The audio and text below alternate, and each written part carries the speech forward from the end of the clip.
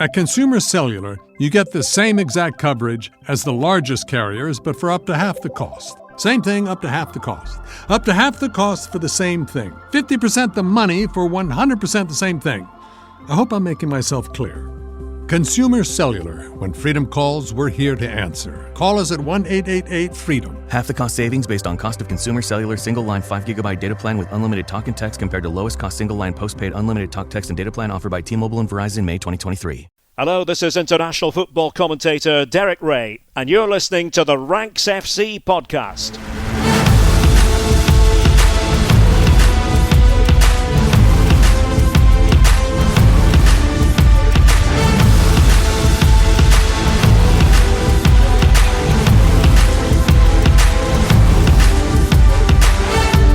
Hello, Rank Squad, and welcome to Ranks FC. It's your favourite football podcast, back for another week. My name is Jack Collins, and I'll be your host today. And joining me, as ever, is my co-host, Mr. Dean Jones. How you doing, mate? Hello, mate. Yeah, very good. I mean, just fresh off last night's latest battering that Arsenal have handed out, emptying stadiums everywhere they go. Like, really is quite literal, that chant that they've got going now in the away end. Those Arsenal fans, is absolutely ludicrous the way that they're doing this. On the Patreon, I obviously went for it, trying to catch up in this pick 11 game that we've got going. I thought, you know what, Sheffield United Arsenal, I'm going for it. 5-0 Arsenal. And I was quite confident of that. So when it was 5-0 at half time, I was like, something's going to happen second half. Annoying that it ended up as 6 from my point of view. But yeah, I mean, this Premier League title race, mate, is as good as anything we've ever seen. Yeah, I mean, it's very exciting, isn't it? And especially in a year where across Europe's big 5 leagues at the very least, there isn't all that much excitement. Inter went 15 points clear at the top of Serie A last night. Bayer Leverkusen are 10 points clear at the top of the Bundesliga. Real Madrid look like they've got La Liga pretty much sewn up. PSG are 9 points clear at the top of Liga without playing particularly well in their last few games. So it's the one that really jumps out. I mean, the Primera has a great title race as well, so that's worth pointing out. But across the big guns, it does feel like the Premier League is the one to watch in terms of the title race this year. Yeah, look, it's the best league in the world anyway, because of the quality that we've got there. There's no doubt about that. I just saw you raise your eyebrows. There's no doubt that the Premier League is the best league. In terms of footballing quality, yeah, I agree. Exactly. That's how you judge the best league in the world, yeah. Well, I don't know, because there's a whole thing going on right now where the Darmstadt Ultra went on the pitch and there was a lot of Premier League fans being like, this is ridiculous. And I was like, well, that's what happens when you own your clubs and you care about it and season tickets are reasonable and all of these things. And I think that has a place, and there's a lot of that soul that the Premier League lacks at times. But in terms of pure footballing quality, yes, I completely agree with you. Yeah, I mean, that's a completely different conversation, I think, when you're talking about like what is the best league in the world. Like, there is no doubt that like the Premier League is unrivaled when it comes to the showbiz side of it, the player by player comparisons across the other league of who's going to be the best, and now also the competitiveness and the quality of not just one team, but 3 teams, because all 3 of these teams, Liverpool, Man City and Arsenal, deserve to win the title this season, because it's been relentless from all 3. The current rankings, Liverpool 1, Manchester City 2, Arsenal 3, Liverpool a point clear of Man City, and Man City a point ahead of third placed Arsenal. Arsenal have the best goal difference because of these pummelings that they're handing out left, right and centre. And I was trying to work out in my head, like, am I wavering in my feelings of where this title race is going? Because I've been pretty adamant throughout this that my personal ranking of how this ends is Man City 1, Liverpool 2, Arsenal 3. And I don't think that's changed. I think that remains, and it feels really harsh. And this is why this morning, before recording this pod, I really had to take some time to think about this, because I was like, I can't just stick to my guns if it's not true anymore. Because what Arsenal are doing to teams, the way that they humiliated Sheffield United and won that game within 15 minutes is absolutely astounding, to be honest. But, okay, let's just look at the results from the past weekend, for example. Like, Arsenal go and do that to Sheffield United. Brilliant. Liverpool get a different kind of win. They dig deep. They keep going. There's that relentless intent to get the points, and somehow they get there. 99th minute, Darwin Núñez winner. Unbelievable scenes. And then there's Man City's win, where they've gone behind in a Manchester derby, their biggest game of the season probably, because of the extra pressure and expectation that's on them to win that game, even when they're expected to. Go behind to the best goal Marcus Rashford will ever score in his life, yet put on the most dominant display of football you could really hope to see. Absolutely batter the United goal, open up chance after chance, and in the end, their patience pays off, and they get the 3 goals, and they win the Manchester derby comfortably. And within that, you've got an exceptional performance from Phil Foden. And I think that when I analyse this right now, I think back to when City were having their little spell and they were wavering a little bit and people were questioning whether City would win the league.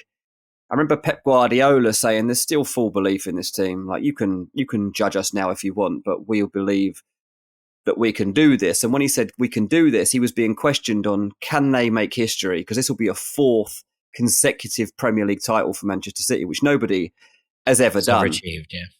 And I don't know if I expected City to have to put up this much of a fight to actually claim that. And they're going to have to dig deep. And obviously, we're going to see that more than ever over the coming weeks. But just to lay the landscape here, Manchester City obviously play against Liverpool at the weekend in a cannot miss affair. And then after that, Manchester City have a home fixture against Arsenal. So these next 2 weeks really will define just what City are made of. And I do expect them to rise to these occasions. It's really, really hard to separate them. But ultimately, I think, okay, Man City, what am I seeing? Haaland, okay, he might be off the boil a little bit, but is Erling Haaland. You've got Kevin De Bruyne coming back into fitness, and we've already seen over the course of his comeback a couple of unbelievable displays. Phil Foden playing the best football of his life. And then you run it a bit deeper. You've got Bernardo Silva playing well. You've got Rodri, one of the best in his role in the game. You've got John Stones back in the team now. And of course, the other two have exceptional talents, and they have traits that are really, really admirable. But over the course of this run-in, I still can't get away from the fact that Man City are the best team, and Man City have a 5-game run-in at the end of the season when they face Forest, Wolves, Fulham, West Ham and Brighton, where I just can't see them letting up. And so it's these next 2 games, really, Jack, that if City are going to slip up and the door is going to open for a new champion, Liverpool or Arsenal or both are going to have to come up with big wins. The thing I've noticed is that Aston Villa and Tottenham have to play all of them.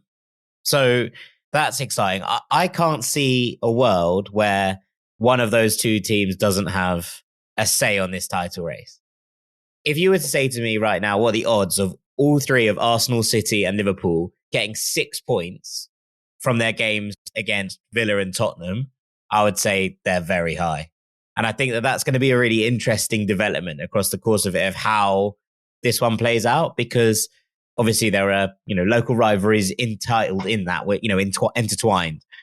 But more than that, I just feel like Tottenham are the kind of team who can upset the apple cart for big units, because look, we've already seen them do it to City this year. We've already seen them do it to Liverpool this year. Okay, albeit in massively controversial circumstances.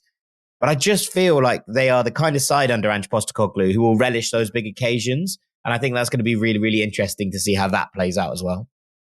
Yeah, and I'd run it a little differently too. I mean, Fulham, our very own Fulham, have home fixtures against Liverpool and Manchester City still to come. And another factor that I did weigh into this is that obviously we've seen us play against these teams already this season, but Liverpool especially, because we've had more games against them because of the Cup. And we've come so close. And I was like, here's the thing, like when Liverpool come to Fulham, there's going to be a part of me that thinks, come on, boys, get something out of this today. We could have our own say in the title race here. When Man City come to town, I never have that feeling. And I don't think I'll have it. It would be our last home game of the season, right? Man City. And we're in good form at the moment. We had a decent season. Won't be going down. It'll be a last home game where you think, right, a last hurrah. I just can't see me turning up to a game against Man City expecting us to get anything from it. And I just wonder if there's that mentality that is a natural thing that's ingrained in me over the course of the last few years that must also be in other fan bases, other teams. Yeah, I think it's something worth considering. But yeah, obviously Arsenal have come to the cottage and been handed a lesson, but it was the last time that Arsenal have really slipped up since then. So it's going to be interesting to see what those kind of games. There's other games in there as well, not just Fulham, but you think of someone like Wolves as well, who have been punching above their weight. You look at when we're talking about these different games, Arsenal have to go to City, obviously, but they have to go to Brighton, they have to go to Wolves, and they have to go to Old Trafford, and they have to go to Tottenham. They're not easy aways. But the way that this Arsenal team is playing right now, do you doubt them to beat any of those? I think it's very hard to suggest that they wouldn't. Anyway, before we move on, I do think that we should. Let's go on to quickly the UEFA Champions League and the Conference League and the Europa League as well, because yesterday it was made official that the change is coming in 2024-25. We kind of already knew about this, that there was going to be changes made from the group stages, which will no longer exist. And instead, we're going to a league team format in all three competitions, 36 teams in each of the three European competitions. It's not the easiest concept to explain, but basically, everyone will be put into 4 pots in the Champions League and the Europa League. And teams will be drawn against 8 different opponents. They'll play 4 home games and 4 away games, 1 home and 1 away, each against a team from pot 1, 2, 3, and 4, which will be done on the seedings. In the Conference League, it's a bit different. There's 6 pots, and you'll play 1 team from each of the 6 pots in the Conference League. So that won't have quite as many fixtures. And then basically it becomes a league system. All teams compete in one league. The top 8 will qualify automatically for the last 16. The teams that finish 9th to 24th will play each other in a knockout playoff, with the winners of those games joining the top 8 in the round of 16. And then at that point, the knockout stage kind of goes back to how we know it. It goes to last 16, home and away legs, 2 legs, and a single game final. It's all a bit wild. And considering how much we've enjoyed, I think, the Champions League format since that change from 2 group stages, which was made around the turn of the century, it's been a format that we've come to love.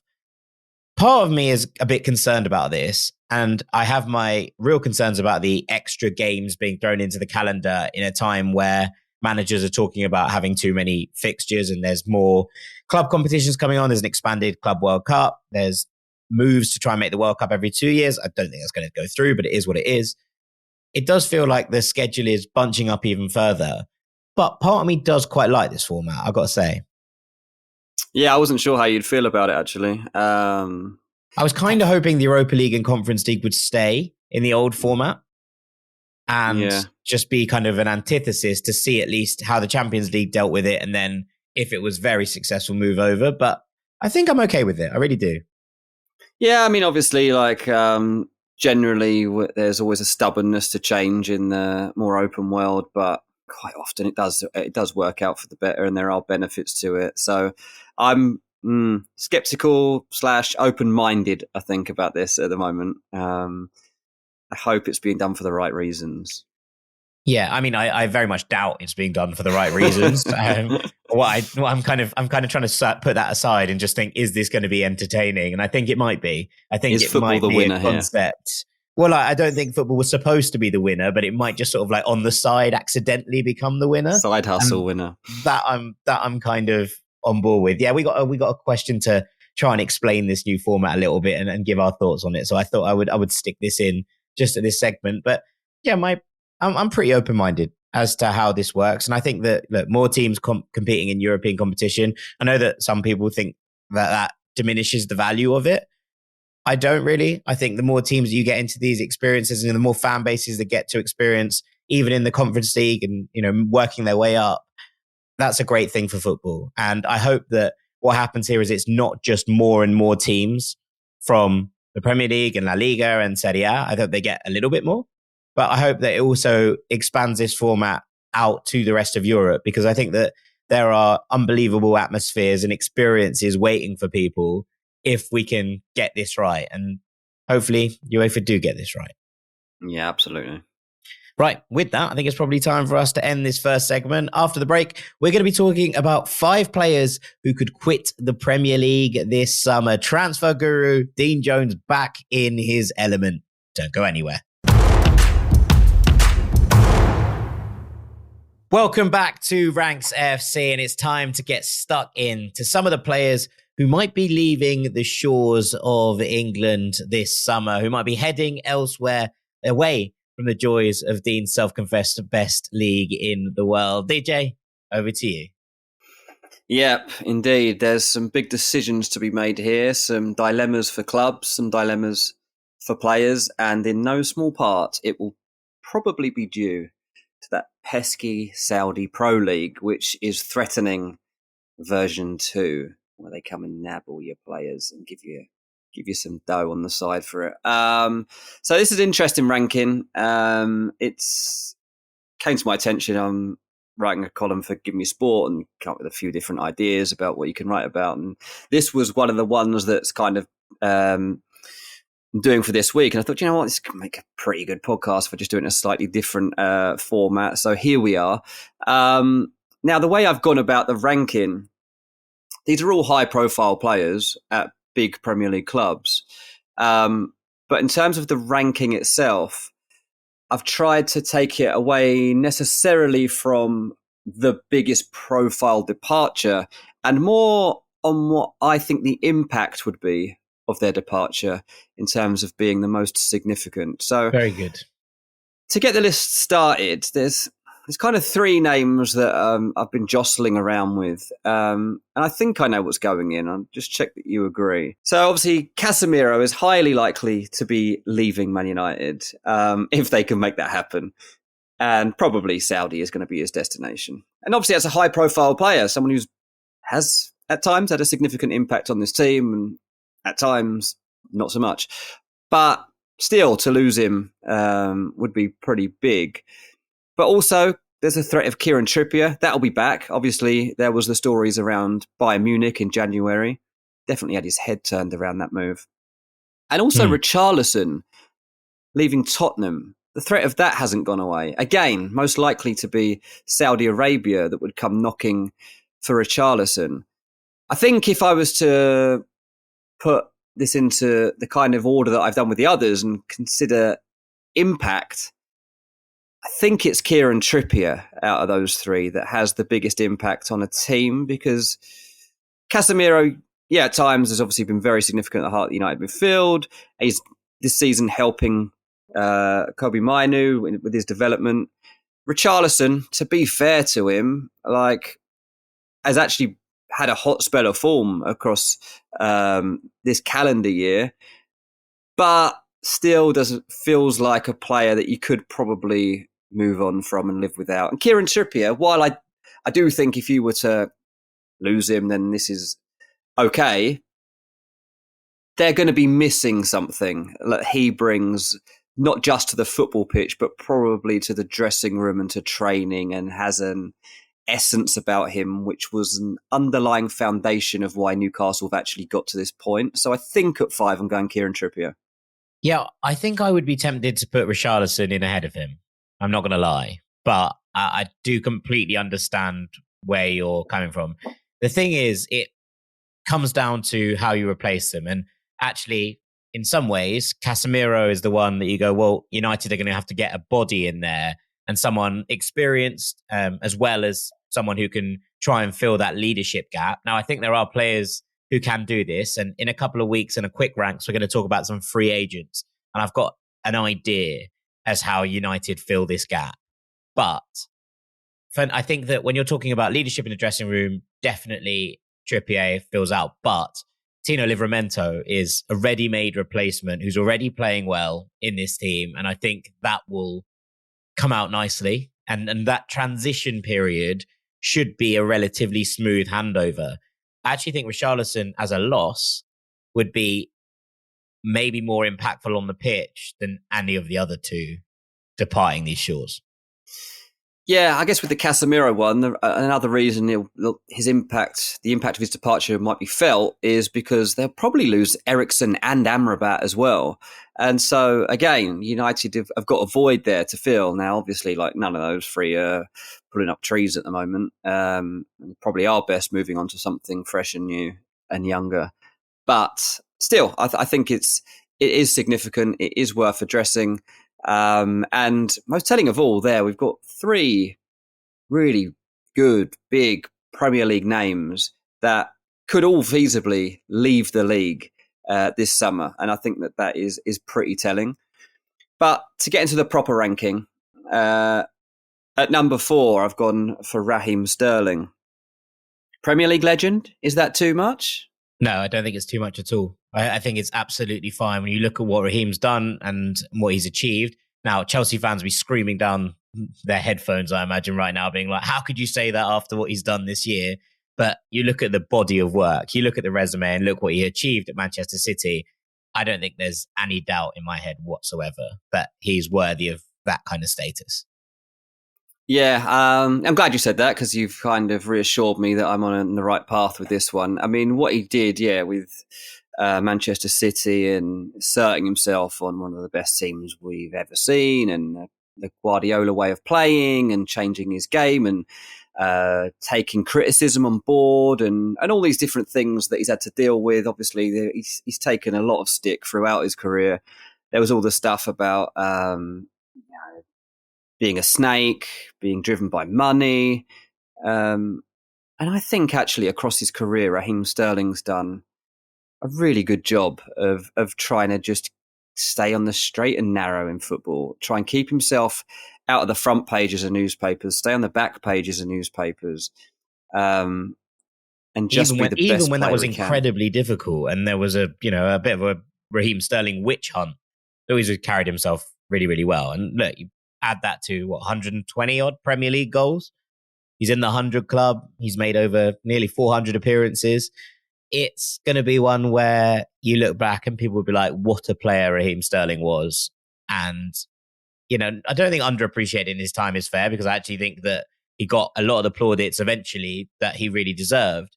But it took some time. And what he did off the pitch as well, in terms of standing up for himself and basically going, well, I don't know why the papers keep coming after me, and helping to change that narrative and dynamic, I think, between not just players and journalists, but also I think was a key part in changing the narrative around England's football team and that relationship with the media as well.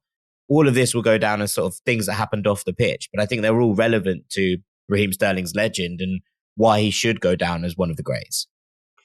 Yeah, absolutely. And there have been rumours in the past couple of weeks about Raheem Sterling and the Saudi Pro League, and they have been played down. Okay, so let's put that out there first. It has been played down, but that might be the case right now. And I think from Sterling's point of view, his representative's point of view, even Chelsea's point of view, that's the way you need it right now. There's no point speculating about whether Raheem Sterling is staying or not. Other information that I've heard, which is pretty well sourced to be honest, is that Chelsea will be open to considering a departure of Raheem Sterling at the end of the season, and also from other sources that the Saudi Pro League are absolutely going to, at the very least, make him an offer. And it's up to him. Like, if he doesn't fancy it, he doesn't fancy it, but it's going to have the option there to go and play in Saudi Arabia. I would like it, to be honest, if he also has some European offers on the table here, because I'd love to see Raheem Sterling go and test himself on the continent in another league that isn't the Premier League. Like, I'd actually be a bit like, as much as he is a Premier League legend, at this point, because the Chelsea spell has been a bit meh, I don't really want him to go to another Premier League club and do that again. He might light up again, but I just feel like it would be cool to see Raheem outside of the Premier League for a bit at this stage of his career. He's got 8 goals and 9 assists across this season. I don't think it'll be too harsh to say he's had a very frustrating time, though. He just can't get any consistency, can he? And I guess it will come down a lot to his own personal appetite for what he wants now from his career. But yeah, at number 4, the exit of Raheem Sterling from the Premier League, I think there's a realistic chance of it happening. And I think there's a pretty big impact to be felt generally across the Premier League. But the reason is at 4 is because it's not really going to affect Chelsea, is it? Because he just hasn't stamped his authority on that team. Yeah, although we have spoken about the lack of leadership and experience at Chelsea over the last few weeks, and to lose another player in that mould, I don't think he's shown it though, has he? I think that's part of my disappointment. Thiago Silva, I think, will probably be departing this summer as well. That's another big experience loss, and how Chelsea feel that is going to be very, very interesting, because even if he hasn't, displayed all of that on the pitch this season, as you say, and rightly say, there is also that element of what it means in the dressing room and what it means to young players, and someone like Cole Palmer, who obviously will know Raheem Sterling from his time at City and will have, gone in there with a face in the dressing room that he knows and can get behind, and who also has been there and done it at the highest levels for both club and country over the past couple of years. So I think it's an interesting one. Part of me is very intrigued to see what happens at Bayern this summer, because whoever comes in next after Thomas Tuchel will have a rebuilding job on their hands. The Serge Gnabry and Leroy Sané kind of experiments in many ways feel like they haven't gone quite to plan for what Bayern wanted. And I wonder, with the success of Harry Kane coming in there at this kind of age, Raheem Sterling will be 30 next December. If they're looking to bring in someone who can, help maybe shape this next period and get them through this phase to go there alongside Harry Kane, I'd be wondering if Bayern would stick in a bid for 25, 30 million? And if that might be enough to turn Chelsea's head on Raheem Sterling. Oh, interesting one. Yeah, interesting one. Haven't considered that prospect, but yeah, there's definitely... If he's seen to be available, then I refuse to believe that there won't be opportunities that open up for him like that. And I think Barcelona would be very interested, but I just don't think they can afford him. Yeah. I don't know that he'll go for the Saudi money. Part of me thinks he won't either. And that's... Actually, a lot of me thinks he won't. Yeah, so it'll be interesting. But yeah, I do think there's a chance that he's not in the Premier League next season. So we'll have to see. At number 3, you might be a little surprised, I guess, that I've got him this high. I've got Raphael Varane. Wow, that is high. Do you know what? I think the presence of Raphael Varane at Man United is underrated and underestimated. When you consider all the things that Man United lack, and you talk about seniority and leadership at Chelsea. Well, they lack that at Man United as well. And I think at a time of change at Old Trafford, with Ineos coming in and starting to overhaul the football side of things, Erik ten Hag's job security uncertain, big changes going to happen across that team. We'll certainly see personnel changes in the summer, and that will include, people beyond Raphael Varane at the back. But there's a lot of doubt around Raphael Varane staying this season. He has played 90 minutes in 8 of the last 9 of Man United's Premier League games. He has played 90 minutes in all 3 of Man United's FA Cup fixtures so far this season. And that recent run, I think, kind of pours cold water over this narrative that he's done. And I kind of watch him, I was even watching him at times in the Manchester derby at the weekend, the way he's reading the game, the way he was sweeping things up. I'm not saying like he was like it wasn't a monstrous performance from Varane, but he's got something that Man United don't have. And if you're losing Casemiro, if you're losing Eriksen, if you're losing Amrabat, if you're going to lose all these other players across this squad, somewhere you've got to think, hang on, we do need some leadership. Man United haven't got that many players in their squad around the age of 30 or above. Varane is 30. And I know there's this infamous rings in his legs discussion because he started so young and everything else. But I just think infamous on Ranks FC because we've been no, talking no, about yeah, it. it's literally, it really is our own story. But I think he would be a miss, and I think United would feel the impact of Raphael Varane because replacing him isn't going to be that easy, and you're going to be buying someone that might have more longevity in the game, might have a higher ceiling across the next 5 years. But we've seen with Chelsea how difficult it is to buy young, up-and-coming, highly rated defenders in their 20s, early 20s, and be brought together in a team. And personally, I think that Varane basically could do with one more year at Man United while they just oversee this period of transition. But the narrative does feel like this will be it, and he probably will move. Look, whether that's a return to Lens, I don't know. There don't seem to be that many openings for him at this current stage. Al Nassr are in, aren't they? And third reunion with Cristiano Ronaldo. There you go. There's reasons I could obviously see him taking that. I don't know. I just put him above Raheem Sterling because I feel like he'll be a bigger loss. I can understand that from an individual club perspective, I think. Even if Varane hasn't been at his best, there is an element, again, of coaching and bringing young players through. Last summer, I suggested, when it looked like Harry Maguire was off from Manchester United and they were going to have that money to spend, I thought that a year where Jean-Claire Todibo got his legs under the table, his feet under the table, I should say, and was underneath the tutelage of another legendary French defender in Raphael Varane would be a very good succession plan for Manchester United that would allow Todibo to get stuck in and get settled at United whilst having a mentor figure, because it is a difficult place. And look, some people freeze when they get to Old Trafford. There's no doubt about it that in difficult circumstances, it's also an incredibly pressurized place to play. And it's hard for players to stand up and be counted in those scenarios. So I did think that was an interesting one, but that would also be the natural replacement. I just feel like United are not doing this period well. It should be, look, they've found Kobbie Mainoo and he came through and exploded into life, and that's great. And he's now had this year under Casemiro that will help with that transition period. But really, if they were planning on Casemiro leaving this summer, maybe they weren't. Maybe the drop-off has been starker than United originally expected. Then they should have brought someone in who they thought was the long-term successor, and people will point to that and be like, yeah, they definitely knew that Mainoo was this good. I won't buy that yet. until you hear it from the higher echelons of the club, and a club that has been basically dysfunctional from the top to the bottom for the last couple of years.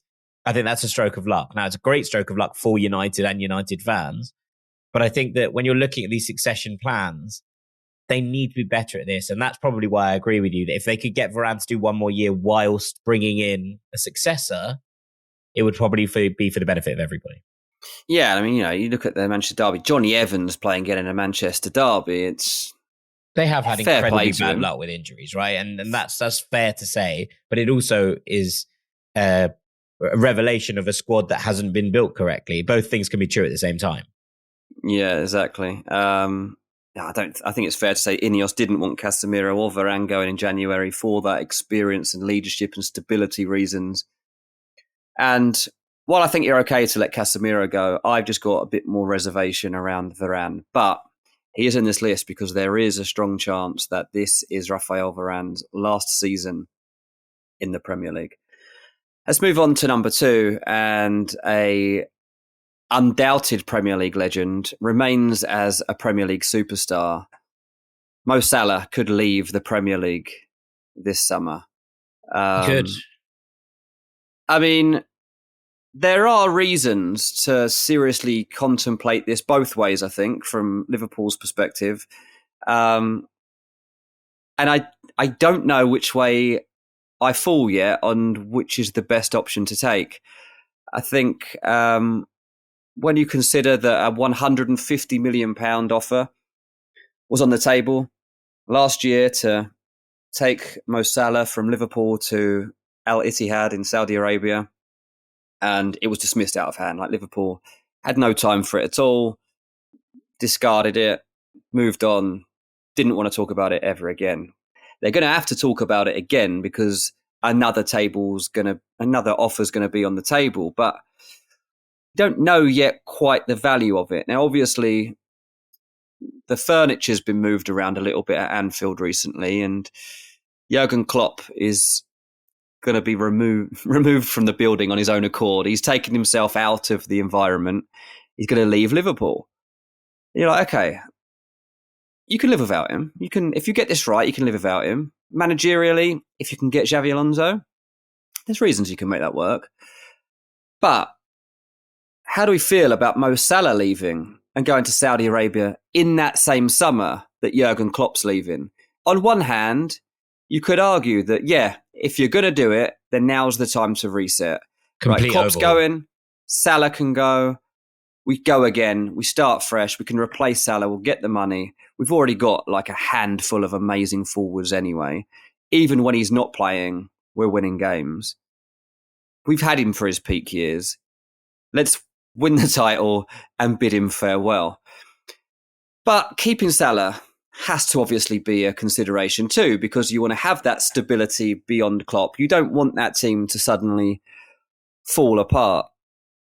Yeah, I also feel, and I've spoken to a couple of people about this recently, that if big money does come in for Salah, if his 350 grand a week contract is gone, if you are looking at keeping Virgil van Dijk and Trent Alexander-Arnold and Andy Robertson, and you want to add a couple of new faces for the new manager, that helps massively in terms of doing it. Salah's 31. He's not going to get any better from here, but he could still have huge impact on the team going forward. I think Liverpool and Salah face a real conundrum if and when this offer lands next from the Saudi Pro League to take him over there. And I really am split on which way they should go. I think that if £150 million lands on the table again, Liverpool would be a bit mad not to take it. Now, they've shown that they can rebuild from losing a key player. And look, I'm not comparing the careers of Coutinho and Salah at Liverpool because one is far outstripping of the other. But there is a level that you've seen Liverpool rebuild this and make something more than, you know, the component parts with that money before. They've spent it well. They've spent it wisely. There aren't that many transfers at Liverpool that end up as complete duds. And obviously, there's a little bit of overhaul going on at the top of the structure as well. And bear in mind that Michael Edwards was in charge of a lot of that transfer business, and he's not there anymore, although FSG are making a big play to get him back and bring him into the even higher up in the echelons of power at Anfield and Kirby. But when you kind of look at what they could do with that, when you look at the amount of talent that is in this side as well, I do think that if that offer landed again, Liverpool would be insane not to take it, because it would basically provide the funds for whoever this next manager is to, as you say, overhaul the squad in the way that they want. And that doesn't mean getting rid of everybody, but it means strengthening the parts of the squad that they feel are weak. And as you say, there's a new generation coming through. We've seen a lot of young talent who won't be, you know, first team superstars straight away, all of them at the very least, but there is young talent coming through there. It would allow Liverpool to nitpick exactly what they want next summer. And I think that could be a very, very interesting summer if Salah was to go and that 150 million becomes the bedrock of how Liverpool redefine the next era. That's a really intriguing place to be, although I do appreciate that it's a little bit Football Manager. Yeah, I mean, I don't know that it would be £150 million again, if I'm honest, but I think you consider that when Salah joined Liverpool in 2017, it was for an initial £36 million, rising to £43 million, right? So say it was it must have been £43 million in the end. I don't see how Salah wouldn't have reached his objective. But So even if an £86 million bid came in, you're doubling your money on a player that you bought like 7 years ago. And it's going to be more than that anyway. So say it was 100 million, like you've still more than doubled your money on the player. You've had his peak years and then you've got 100 million to invest into the squad again. Do you know what? I think I'd sell him.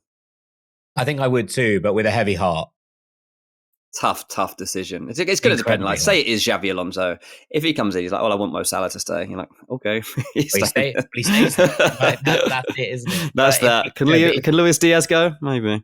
Well, no, but if he wants to bring in Florian Wirtz and they're looking at different ways of doing things, then that's the thing. You think like he'll want his own team, right? He'll have to change. He'll have to come away a bit from what Klopp's done.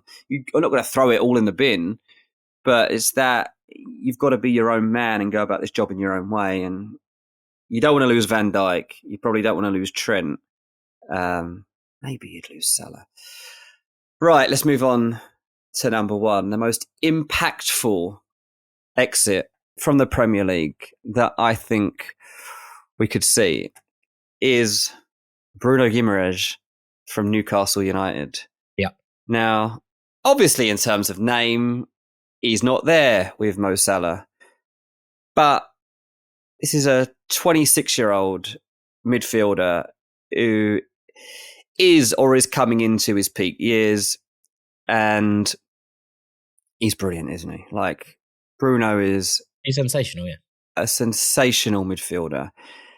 And Newcastle obviously do not want to lose this player. But they're in a bit of a mess. And they've put themselves in this mess with their performances across this season. Because Bruno Guimaraes needs to be competing at the very top level, and he will be striving to do that with Newcastle. In fact, he recently said that his full intention is to win silverware with Newcastle. That is his career goal. But at the moment, unless they win the FA Cup, and they've got Manchester City in the quarter-final, they're not winning silverware this season. They're looking like a team that is going to finish where in the Premier League? 8th? 9th? I don't even know. But they could do. Yeah, I think they will finish in the European spots, but it's not a given. Potentially not. And that's a worry. And if they didn't have European football, if they didn't have a trophy from this season, then they are in a position whereby I think their resolve will be tested around Bruno Guimaraes. And PSG have an eye on this situation. We've known that for some time. The good news is for Newcastle that they're not just going to lose this player on the cheap. He's got a release clause in, and it's going to cost like £100 million if PSG are going to actually take him away. So I guess it's not the end of the world because you can try to replace him with that. But if you think back to January, Newcastle's chief exec came out and was kind of warning that they might need to sell some of their players in order to get around the profit and sustainability guidelines in the Premier League, and might need to remodel the side a little bit. And even in those moments, I was kind of reassured that Guimaraes wouldn't be sold, Botman wouldn't be sold, Isak wouldn't be sold. Yeah, they're trying to keep the spine. Yeah, and I believe that, because if you do start taking that apart, then you're probably going backwards, especially with Guimaraes and Isak. But it's pretty harsh on Botman. I'm going to actually include him back in that conversation. Yeah, I was going to say, but I was going to wait for you to do it yourself. Yeah, it didn't feel like one of those where you'd come to your senses. All three of them, right? Like, they've been so important to what they've done. And you want to build on that. You don't want to replace that. You want to build on that. But yeah, I think at a time when obviously Kylian Mbappe is leaving Paris Saint-Germain, he's going to be joining Real Madrid. We can see he's now spending more time on the subs bench and in the stand at PSG than he is in the actual team. And it seems the club are like, we have to start thinking about how we move beyond this guy, because they're going to win Liga anyway, so it probably helps them with this experiment. But Mbappe's not going to be there. So what do they do next? And it doesn't necessarily become a like-for-like replacement. It could be a couple of people that come into that team as like the new talisman. they've obviously got some really good players coming into this team. Like, you wax lyrical all the time about Zaire Emery and like what he can become. Yeah. And Vitinha, who I think Vitinha, yeah. And so I don't know that this bid definitely lands, but there's going to be interest in taking Bruno away from Newcastle, especially if they've failed on all fronts this season. If this team looks like it's a bit vulnerable and that you can swoop and you can take away a few of their players, then the vultures will come circling as soon as they smell blood, right? That it's as simple as that. And it's not. And I think it'd be a massive loss on this team. Yeah, well, it's not a slight on Newcastle because, they have caveats to why this season has been incredibly difficult. There have been problems and there have been performances that haven't been up to scratch. There have also been injuries and suspensions and things that have impacted them. But I think that most Newcastle fans, whilst appreciating that, this season hasn't been hugely brilliant outside of that massive European win and some of those brilliant nights, I think they will also understand that, okay, the project moves forward in various stages. The problem is that the players who are coming in are going, well, what are my guarantees for next season? And then it comes back to the debate about, well, who's in charge of this team next year? What can they do in the summer? Where are they with FFP? What can they... And I think that plays a huge part of it, this concern about financial constraints, because obviously they're being monitored, arguably more heavily than anybody else, considering the funds that have been or have the ability to come into play here. What happens with this? And do Newcastle need to sell to invest? They're all questions that come into play. And I think that all impacts Bruno's future. But you're right. If they're not playing European football in some capacity next season, then loads of teams are going to be like, well, that's a Champions League player right there. Why isn't he playing at the level that he should be? And as you say, their resolve will be tested. Whether that's enough to break it or not is a different question. But I think you're absolutely right to put him top of this list. No, he is not the best player in the 5 that you've done, because Mo Salah has earned that mantle with what he's achieved over the last years. But in terms of impact on a side and losing a player in their prime at a key point in a project, I think this would be the most impactful. I think you're right. It's very important what Newcastle did last year to get into renew a contract like that. That's going to prove pivotal. But yeah, an offer to play Champions League football at a club that's going to be in the latter stages of the tournament, to go and have the prospect of joining a team that will win silverware, not just challenge for it, will win silverware. That's going to test him as well, and in terms of what he wants to do. And as much as he might love Newcastle and believe in what they're trying to do, if they take 2 steps back this season, then it's going to get a little bit testy. Yeah, it's going to be a very, very interesting summer indeed. Well, thank you very much, DJ. They are 5, or more than 5 actually, big names who might be departing for distant shores, shall we say. It's going to be interesting to see how all of those clubs, or some of those clubs, deal with those exits as and when they come. Right, after the break, we've got some more club picking on Guru Wisdom. Don't go anywhere. Welcome back to Ranks FC, where it's time for our third and final segment, where we're going to be helping people pick clubs. Remember, we've done 2 now. And if you want to get involved, you can drop us a DM on Twitter or Instagram, or send an email to us, footballranks@gmail.com, and we'll try and work our way through them. Dean, I've got some news from last week, because Aidan went with Atalanta. Did he? He said, after consideration and watching this weekend, I think Atalanta may be the team for me, even though they lost to Bologna, which was another great choice. I appreciate the play style and history to Atalanta a lot after doing my research, and I appreciate all your help again, lads. He watched them lose and then picked them. That's my kind of guy. That's why I like Aidan. Well, let's get the boys involved. Guru Wisdom, Guru Wisdom, Guru Wisdom. Very good. Thanks, lads. Very good. Appreciate it. This week, we got Mitch. Mitch in the emails. Mitch Hutchinson has sent us an email. He says, hey, Jack and Dean, big congratulations on the big Fulham win at Old Trafford. He did send this in last week. He said, about me, I'm from the USA and I grew up my whole life in the state of Louisiana, which is a state rich in culture and a resilient spirit. I'm a fan of LSU, New Orleans Saints, and New Orleans Pelicans. I moved to North Carolina a few years back, and I'm a Charlotte FC fan, and I've loved being a fan from the offset of the club. I had a bunch of friends that when I was in middle school, that were Arsenal and Chelsea fans. And so I decided I wanted to become a Premier League fan, and I picked the team. This was around 2008, 2009. I was determined to pick a team that was more of an underdog, but maybe had some exciting players and was fighting to get in with the big dogs. Funny enough, I picked Manchester City. I had no idea about the takeover, and I just picked them because I fell in love with Stephen Ireland and Robinho while Mark Hughes was there, and they were very middle in the pack / not very good. Typically, I would not have chosen them knowing what I know now, but I'm also a very committed and loyal person, and I have enjoyed the Pep years. If I was to choose a Premier League today, I'd probably fancy Brighton, Villa, or Wolves to get behind. I love the play style of Emery and De Zerbi and how they're really invested coaches. I love teams that are active in the transfer market and know how to spot a hidden gem. I love history and geography, so maybe some clubs with a rich history might be good for me. And I don't want to go for the big guys like PSG, Bayern, or Madrid, but I'd be okay with somebody knocking on the door that wouldn't make me a bandwagon fan. I love counter-attacking football and not the biggest on the parking the bus style. My favourite players through the years, Tevez, Gundogan, Di Natale, De Rossi, and Samuel Eto'o. My least favourite, Danny Rose, Nicholas Bentner, and Scott McTominay.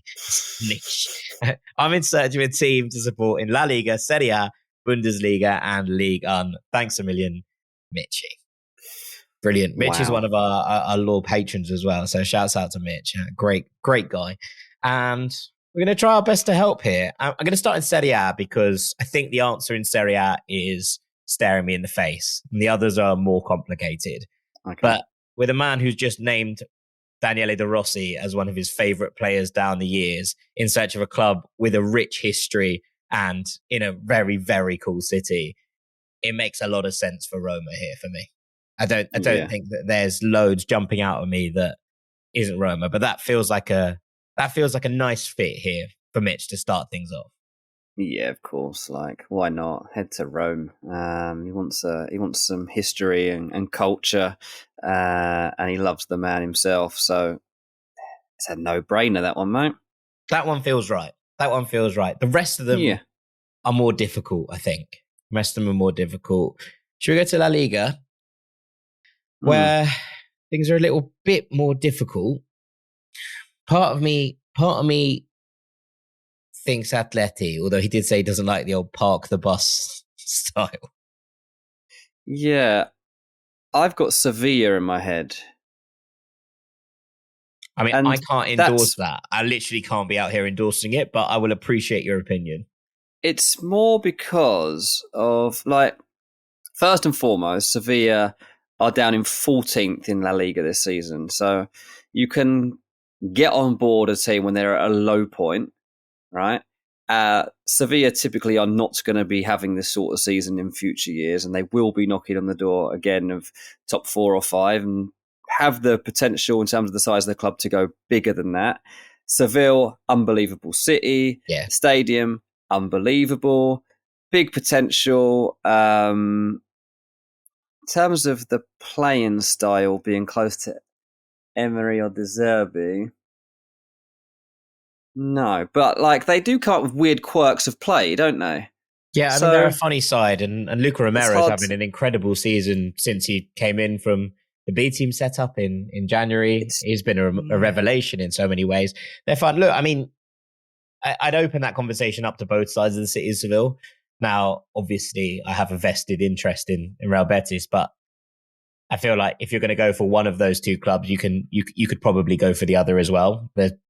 There's a lot in it and a lot in terms of challenging. There's not much been between them in the last few years. Obviously, Betis have had a better couple of last seasons, and yet Sevilla are the ones who've come out with trophies.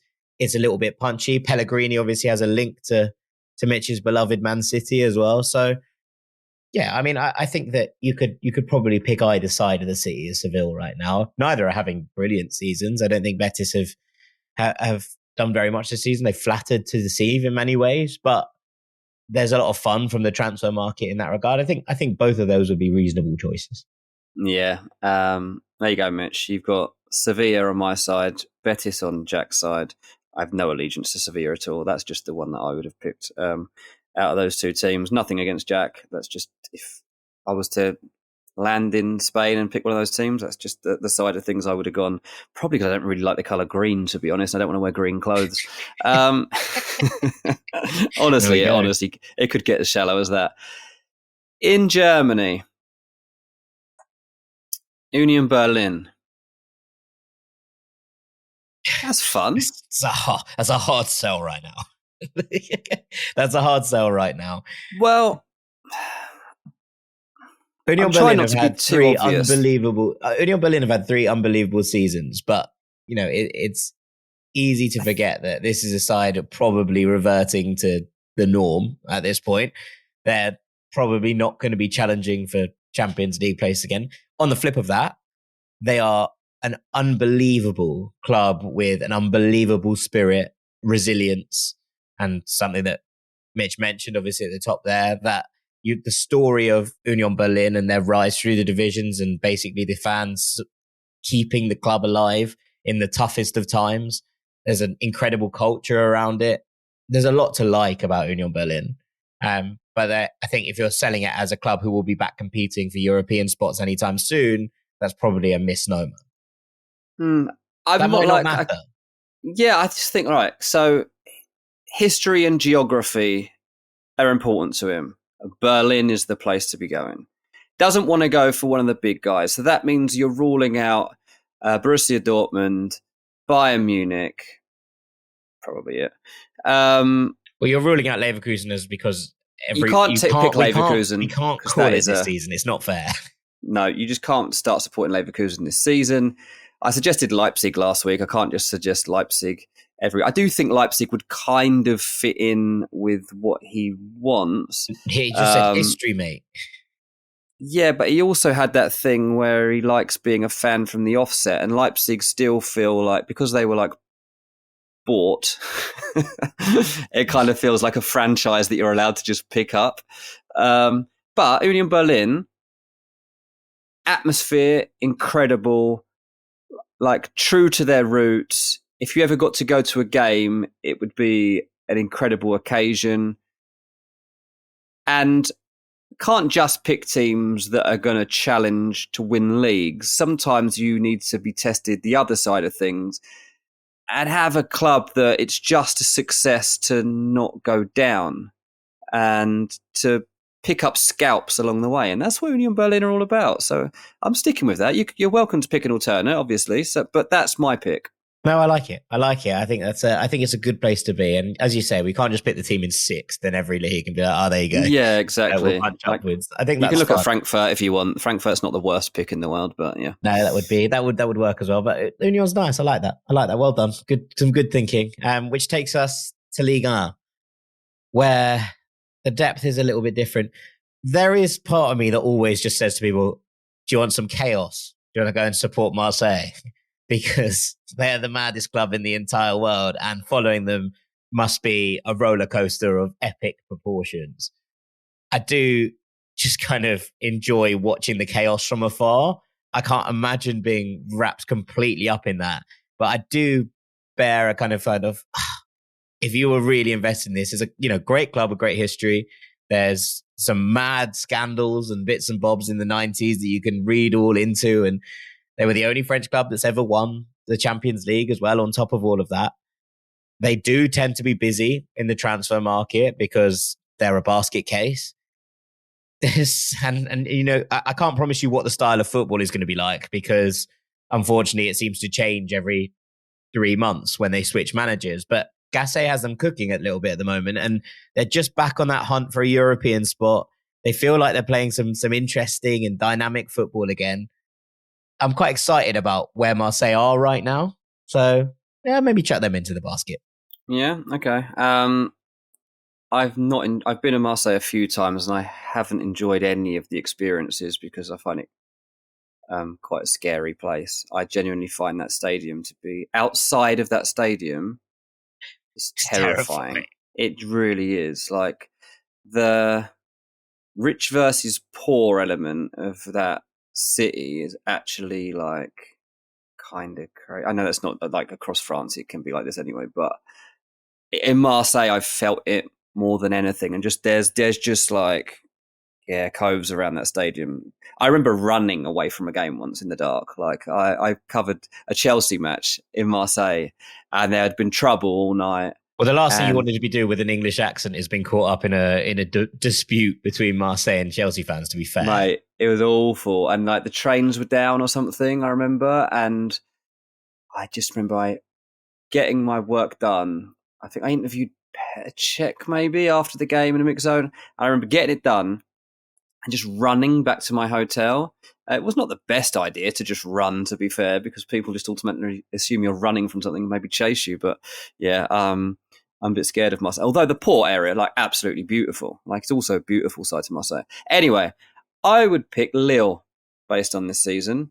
Watch a Lille game and you'll see a manager in Paulo Fonseca who I think is on the up. To be fair, he's on the up so much that he might even be there for next season if somebody decides to take a punt on him. They got Jonathan David up front. Again, might not be there next season.